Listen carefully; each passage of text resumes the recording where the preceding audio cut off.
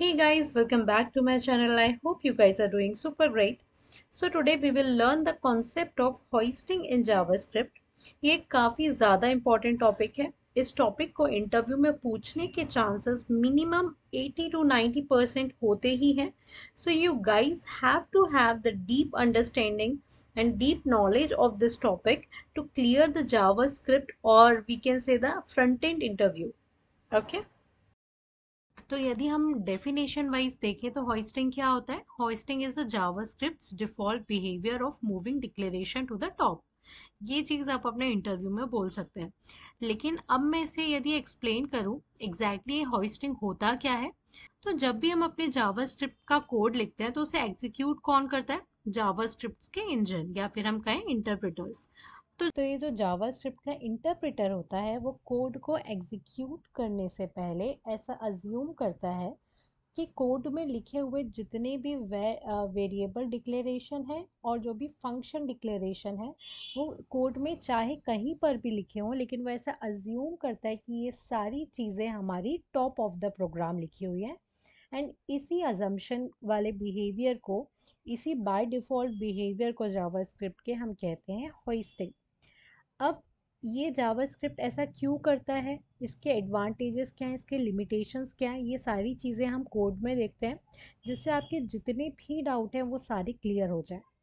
तो यहाँ पर मैंने अपना VS कोड ओपन कर लिया है. एंड सपोज अगर मैं यहाँ पर एक सिंपल सा कोड लिखूँ वेर a इक्वल्स टू 5. ठीक है. एंड नाउ अगर मैं इसे अब कंसोल डॉट लॉग करवा दूँ a को, तो मुझे क्या रिजल्ट मिलेगा. सिंपल सा रिजल्ट मिलेगा. Late me run the code. And यदि अब आप टर्मिनल पे देखें तो मुझे 5 मिल रहा है. तो ये बहुत ही सिंपल सा हमारा क्या है, जावास्क्रिप्ट का कोड है. हमें यहाँ पर कोई एरर देखने नहीं मिल रही है एंड हमें इजीली आउटपुट मिल रहा है. बट नाउ सपोज अगर मैं लाइन नंबर 2 को यहाँ से कट कर दूं और मैं इसे पेस्ट करूं कंसोल के बाद. ठीक है. इसे मैं पेस्ट कर देती हूँ कंसोल के बाद. तो अब हमें क्या रिजल्ट मिलेगा. यहाँ पे हमें मिल रहा है अनडिफाइन. हमें यहाँ पे अभी भी एरर नहीं मिल रही है. जावास्क्रिप्ट के अलावा यदि कोई और लैंग्वेज होती तो अभी तक हमें यहाँ पे एक एरर मिल चुकी होती. एंड एरर क्यों मिल रही होती, क्योंकि जो भी प्रोग्रामिंग लैंग्वेजेस होती हैं इंक्लूडिंग जावास्क्रिप्ट, वो सारी ही जो प्रोग्रामिंग लैंग्वेज होती है वो लाइन बाय लाइन एग्जीक्यूट होती है. इट मीन सबसे पहले लाइन नंबर 1 एग्जीक्यूट हुआ होगा, उसके बाद आएगा लाइन नंबर 2 में जिसमें हम करा रहे हैं कंसोल डॉट लॉग ए.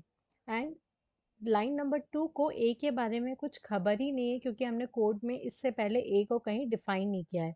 इसलिए यदि कोई और लैंग्वेज होती तो अभी तक यहाँ पर एरर आ जाता कि a is not defined. But because we are writing this code in JavaScript we are not getting any error. In fact हमें क्या मिल रहा है आउटपुट, कंसोल का अनडिफाइंड. अब ये एरर हमें क्यों नहीं मिली, because of the concept of hoisting. And यहाँ पर हमारा जो होइस्टिंग है वो बहुत इंपॉर्टेंट रोल प्ले कर रहा है.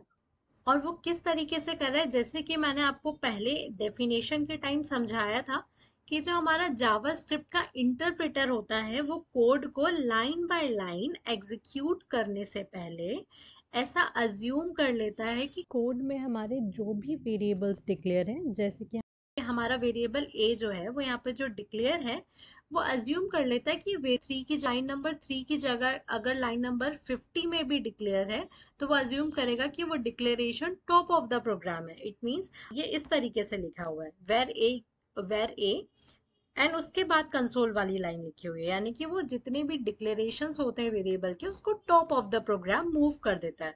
ठीक है. ऐसा वो अजम्पशन करता है सिर्फ. ठीक. तो इंटरप्रेटर के हिसाब से ये कोड इस तरीके से लिखा हुआ है. एंड वी नो दैट कि अगर हम इस तरीके से कोई भी वेरिएबल को डिक्लेयर करते हैं जावास्क्रिप्ट, तो इसकी जो वैल्यू होती है वो क्या होती है, इसका जो डेटा टाइप होता है वो क्या होता है, अनडिफाइन होता है. तो जिस भी वेरिएबल में हम कोई वैल्यू को असाइन नहीं करते हैं और डायरेक्टली हम वेर ए इस तरीके से लिख दिया और हमने कोई वैल्यू असाइन नहीं की, तो उसमें उसका जो डेटा टाइप हो जाता है, इसकी जो वैल्यू हो जाती है वो अनडिफाइन हो जाती है एट दिस पॉइंट. ठीक है.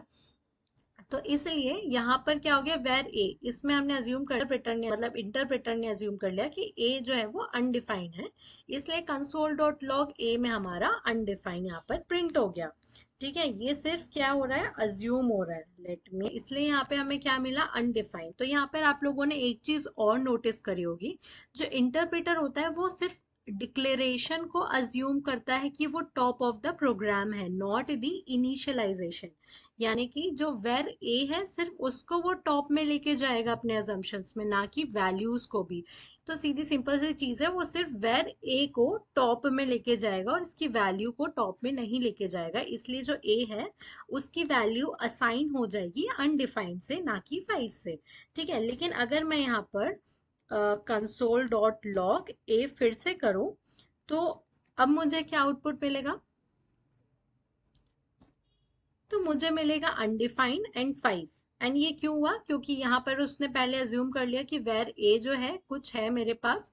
तो लाइन नंबर 3 में आया, उसने बोला कि हाँ वेर ए कुछ तो था, मुझे वैल्यू नहीं पता, इसलिए मैं इसे अनडिफाइन कर देता हूँ। इसलिए उसने अनडिफाइन यहाँ पर प्रिंट कर दिया। फिर हमने वेर ए इक्वल्स टू 5 नीचे लिखा हुआ है, इसलिए लाइन नंबर 5 को तो पता है कि ए की वैल्यू 5 है, इसलिए यहाँ पे हमें 5 मिल गया। तो ये जो कॉन्सेप्ट होता है जिसमें हम वेरिएबल्स के डिक्लेरेशन को अज्यूम करते हैं हम कि वो टॉप ऑफ द प्रोग्राम लिखा हुआ है, उस कॉन्सेप्ट को हम कहते हैं होइस्टिंग इन जावास्क्रिप्ट। ओके, तब हम इसमें थोड़ा सा और डीप जाते हैं। हमने लास्ट वीडियो में वेर लेट एंड कॉन्स्ट पढ़ा था, उसमें मैंने आपको डिफरेंसेस में बताया था कि जो होइस्टिंग का कॉन्सेप्ट होता है वो वर्क करता है सिर्फ और सिर्फ वेर के साथ। It will not work for let and const. It means जो अभी यहाँ पर कोड लिखा हुआ है उसमें हमें आउटपुट क्या मिल रहा है, अनडिफाइंड। ठीक है, लेकिन अगर अब मैं इस वेर को चेंज कर दूं लेट के साथ, तो मुझे रिजल्ट क्या मिलेगा, मुझे एक एरर मिलेगी। And let me run this. Yes, so मुझे यहाँ पे एक एरर मिल रही है, रेफरेंस एरर, जो कि है can not access a before initialization. It means हमारे कोड को ये पता है कि ए आपके पास है, ठीक है, और उसने यहाँ पे अज्यूम भी कर लिया है। तो ये क्या है, ऐसा जावास्क्रिप्ट का जो इंटरप्रेटर है उसने लाइन नंबर 4 को अज्यूम तो कर लिया है होइस्ट करके कि लेट ए, हमारे पास ए कुछ है, लेकिन अनडिफाइंड असाइन नहीं किया, इनिशियलाइज नहीं किया, जैसे कि वो वेर के साथ कर रहा था और हमें कंसोल डॉट लॉग में अनडिफाइंड आउटपुट मिल रहा था। ठीक है, तो होइस्टिंग जो है वो बहुत ही डिफरेंट बिहेव करती है लेट एंड कॉन्स्ट के साथ। तो इस केस में हमें एरर मिलती है, ए हमें पता है कि आपके पास कुछ है, लेकिन can not access a before initialization, तो वो ऑटोमेटिकली आपको यहाँ पे अनडिफाइंड से इनिशियलाइज करके नहीं देता है with let. And similarly with the const as well. तो अगर मैं यहाँ पे कॉन्स्ट, ठीक है, अगर मैं इसे कॉन्स्ट कर दूं and now let's run this, तो भी मुझे सेम एरर मिलेगा, can not access a before initialization. ठीक है, इट मीन्स हमारे कोड को पता है कि भाई ए कुछ है, लेकिन इसमें हम अपनी वैल्यू इनिशियलाइज नहीं कर पा रहे हैं। एंड अब सपोज करो यदि मैं यहाँ पर जो कॉन्स्ट ए, अगर मैं कंसोल के जो नीचे लिख रही हूँ उसको मैं कमेंट करके मैं रियल में अब लाइन नंबर 4 में लेट ए लिख देती हूँ। ठीक है, तो ये किस तरीके से बिहेव करेगा, अगर यहाँ पे तो होइस्टिंग नहीं होगी क्योंकि हमने ऑलरेडी लाइन नंबर 4 को कंसोल के ऊपर लिखा हुआ है, तो वो ऑलरेडी ऊपर है। अब हम इसको रन करते हैं तो आप देखो यहाँ पर अनडिफाइंड मिल रहा है। इट मीन्स कि जो हमारा लेट और कॉन्स्ट है उसमें होइस्टिंग पर्टिकुलरली अच्छे से वर्क नहीं करती है, क्योंकि अगर ऑलरेडी हमने टॉप ऑफ द स्कोप अपने वेरिएबल्स को डिफाइन किया होता है, डिक्लेयर किया होता है, जैसे कि लेट ए को किया था तो मुझे अनडिफाइंड मिल रहा था। लेकिन यदि मैंने यही सेम चीज अब लाइन नंबर 4 से हटा के कंसोल के नीचे अगर मैं अपना लेट ए देती हूँ, तो क्या होगा, लेट ए हॉइस्ट तो होगा ऊपर, लेकिन उसकी जो वैल्यू है वो ऑटोमेटिकली अनडिफाइंड से सेट नहीं होगी। देखो यहाँ पे फिर मुझे क्या मिल रहा है, एरर मिल रहा है, can not access a before initialization. It means हमारे कोड को पता है कि हमारे पास ए नाम का कुछ है, लेकिन इसमें कोई वैल्यू इनिशियलाइज नहीं है, ना ही अनडिफाइंड इनिशियलाइज है होइस्टिंग के कारण, इसलिए मैं यहाँ एरर दे रहा हूँ। अब सेम चीज देखो यहाँ पे अगर मैं कंसोल डॉट लॉग बी लिखती हूँ, ठीक है, अब बी को मैंने कहीं भी अपने कोड में डिक्लेयर नहीं किया है, ठीक है, तो हमें एक डिफरेंट एरर मिलेगी। ठीक है, अगर मैं अब इस चीज को रन करती हूँ, ठीक है, अभी मेरा आपको दिखाने का मकसद क्या है मैं आपको बताती हूँ मैं क्या बोलना चाह रही हूँ। अगर मैं इसे रन करती हूँ तो अब देखो यहाँ मुझे मिल रहा है b is not defined. It means जब हम ऐसी कोई कंसोल डॉट लॉग लिखते हैं जो वेरिएबल हमने डिफाइन किया ही नहीं है पूरे अपने कोड में, तो हमें मिलता है b is not defined. But अगर हमने कंसोल के नीचे बी को डिफाइन कर दिया लेट कॉन्स्ट या वेर से, तो हमें पर्टिकुलरली उस हिसाब से आउटपुट मिलेगा, नॉट दिस एरर कि b is not defined. Okay, तो ये बात हो गई हमारे वेरिएबल्स की होइस्टिंग की। अब हम बात करते हैं फंक्शंस के बारे में। जावा स्क्रिप्ट में जो फंक्शंस होते हैं वो भी हमारे होइस्ट होते हैं। So let me function hoisting. ठीक है, तो सपोज करो यहाँ पे मैं एक ऐड नाम का फंक्शन बना लेती हूँ। ठीक है, फंक्शन को मैंने कॉल कर लिया पहले। ओके, एंड नाउ अगर मैं इस फंक्शन को डिफाइन कर दूँ, फंक्शन ऐड, एंड यहाँ पर हम एक कंसोल डाल देते हैं जिससे कि हमें एटलीस्ट कुछ आउटपुट मिले। Console dot log learning hoisting. ठीक है, एंड इसे मैं सेव कर लेती हूँ। अगर अब मैं इसे रन करूंगी, लेट मी रन इट। सो आप देखो यहाँ पे मुझे आउटपुट मिल रहा है लर्निंग होइस्ट। फंक्शन को हमने कहाँ कॉल किया, ऊपर कॉल किया, और डिक्लेयर हमने नीचे किया है, फिर भी हमें कोई एरर नहीं मिल रहा है। क्यों? क्योंकि जो हमारा फंक्शन है वो भी जावा स्क्रिप्ट इंटरप्रेटर अज्यूम कर लेता है कि वो हमारा टॉप ऑफ द प्रोग्राम लिखा हुआ है। इट मीन्स वो अज्यूम कर लेता है कि जो हमारा कोड है वो कुछ इस तरीके से लिखा है। कि कहने का मतलब ये है, जो जावा स्क्रिप्ट में हमारे फंक्शंस होते हैं वो भी होइस्टिंग परफॉर्म करते हैं, उनमें भी होइस्टिंग का जो डिफॉल्ट बिहेवियर होता है वो वर्क करता है। लेकिन यहाँ पर ध्यान देने वाली बात यह है कि जो प्योर फंक्शंस होते हैं, जैसे मैंने यहाँ पर फंक्शन लिखा है प्रॉपर, ये वर्क करेगा। लेकिन अगर मैंने यहाँ पे इस फंक्शन को एज अ एक्सप्रेशन लिखा होता है, ठीक है, मैंने इसको एज अ सपोज यहाँ पे मैं लिख देती var add equals to function. ठीक है, एंड यहाँ पर मैं लिख देती console dot log. I think I should copy paste it यार, it is wasting our time. So let me copy it and paste it over here and save it. ठीक है, तो यहाँ पे मैंने क्या किया, फंक्शन, एक फंक्शन एक्सप्रेशन लिखा हुआ है। अगर मैं इसको यहाँ पे रन करूँ तो यहाँ पे मुझे एक एरर मिल रही है, और एरर क्या मिल रही है, add is not a function.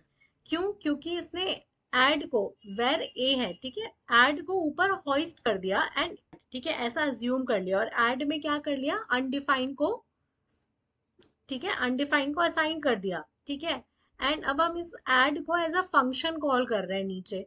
ठीक है, लाइन नंबर 12 को क्या लगेगा कि ऐड तो एक वेरिएबल है जिसमें हमारी अनडिफाइंड वैल्यू है, तो इस हम इसे फंक्शन जैसे क्यों कॉल कर रहे हैं, इसलिए वो हमें क्या दे रहा है, टाइप एरर दे रहा है कि add is not a function. तो फंक्शंस एक्सप्रेशन के लिए हमारा होइस्टिंग वर्क नहीं करता है जब तक अगर हमने इसे प्रॉपर फंक्शन की तरह ना लिखा हो। ठीक है, not as a function expression, तब तक ही हमारा होइस्टिंग वर्क करता है इन केस ऑफ फंक्शंस। ठीक है, अगर आपको लग रहा हो कि ये सिर्फ वेर के कारण है, इसलिए नहीं, अगर मैं इसे लेट के साथ भी लिखूं तो भी हमें सेम आउटपुट मिलेगा। मैं इसे रन करती हूँ, आप देखो यहाँ पे आ रहा है क्या,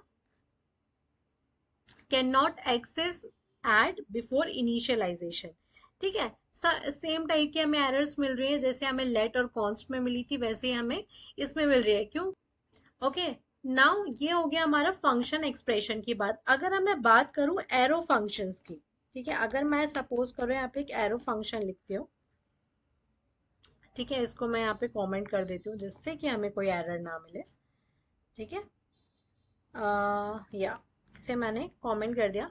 अब मैं बात करती हूँ एरो फंक्शंस की। ठीक है, यहाँ पे सपोज करो मैंने सेम एक ऐड फंक्शन को कॉल किया, एंड यहाँ पर मैं एक लिखती हूँ कॉन्स्ट ऐड इक्वल्स टू, एक एरो फंक्शन है ये हमारा। ठीक है, जो कि मुझे कंसोल डॉट लॉग कर देते हैं, एंड इसको अगर मैं सेव करके अब रन करती हूँ तो हम देखते हैं कि हमें क्या आउटपुट मिलता है।